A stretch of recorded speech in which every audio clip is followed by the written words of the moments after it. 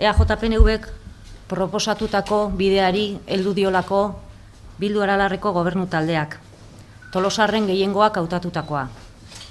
Eta horregatik, gobernu taldea zoriondu nahi dugu. Aldaketaren arrazoia elektoralista baldin bada ere, zoriontzen ditugu. Baina guk bereziki zoriondu nahi ditugu Tolosarrak.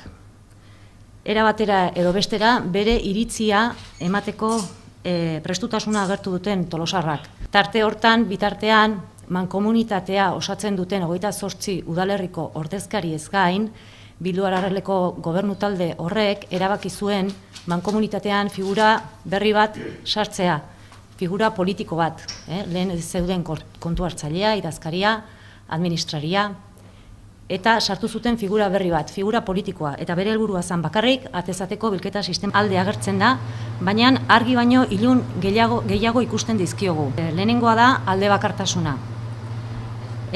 Proposamen hau adosteko asmorik ez da izan inoiz. Bigarrena, bilketa maiztasuna.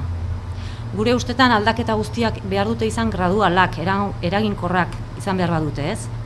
Edukinontzien bidez, egunero jaso daiteke materia organikoa, herritarrak egin behar dira informatu eta formatu lehendabizi, eta gero bilketa berak eramango gaitu maiztasun hori aldatzera edo zuzentzera behar balimada, ez? Maiztasunak ez du zerikusirik ondo sailkatzearekin, maiztasunak zerikusia du kostoarekin. Gai ekonomikoari dagokionez, Bildu Aralarrek esaten du errefusa eta organikoa jasotzeko edukinontzi txikiagoak jarriko ditula kontrola gertuagotik egiteko. Egin behar dena da sistemaren jarraipen bat. Herritarrak sentitu ez dezan bereak diren hondakinak